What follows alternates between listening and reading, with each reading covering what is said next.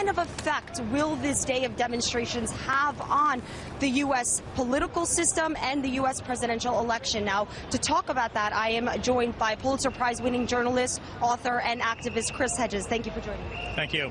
So what kind of effect do you think this resurgence or celebration of the Occupy movement will actually have on the U.S. system? Profound. I think the Occupy movement was a seismic shift, not only in terms of the discourse, but in terms of identifying the centers of power and how to respond to them. I think we have to look at Occupy as a tactic, in the same way that the freedom rides in the civil rights movement were a tactic. It is always the ruling class that determines the parameters of resistance or revolt. And because the ruling class has responded exclusively in the language of force by trying to eradicate or erase these encampments, rather than respond rationally, as the New York Times columnist Paul Krugman constantly talks about, rationally would mean addressing the grievances and injustices that pushed people into these encampments and have brought people out into the streets today. And they're not going away. Indeed, things are getting worse. Hundreds of thousands of Americans have lost their unemployment benefits. There's been no attempt by the ruling elite to address the chronic underemployment and unemployment, student debt, which is breaking the backs of college graduates who cannot get jobs, or certainly jobs where they can sustain themselves, a healthcare system that is imploding. This political paralysis is very dangerous because it inevitably means a backlash. And in America, the backlash could be a right-wing backlash as well.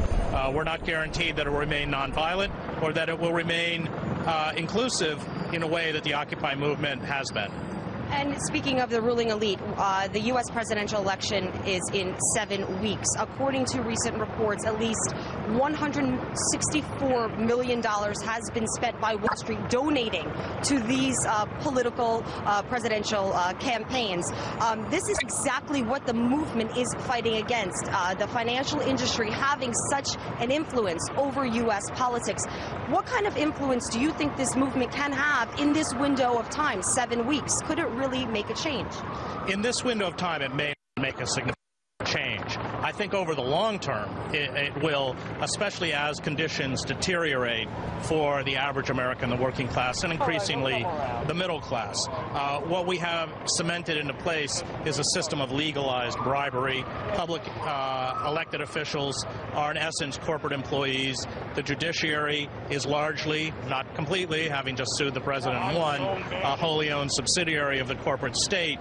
And I think that the flagrant sort of corruption, the ability of this small, rapacious class of corporate oligarchs to write the laws, write the legislation, create a two-tiered system where there are one set of rules for us and another set of rules for them. This ultimately is going to implode. When, how long it will take, I've covered movements around the world as a foreign correspondent for the New York Times. You can't tell. They're a mysterious force. But the fact that the ruling elite has chosen not to respond at all, or at least to respond exclusively in the language of force, means that this story is far from over. And the response here in New York has been a heavy-handed one. I mean, as we're talking right now, I hear helicopters circling overhead. There are hundreds of police officers down here, lots of them dressed in riot gear.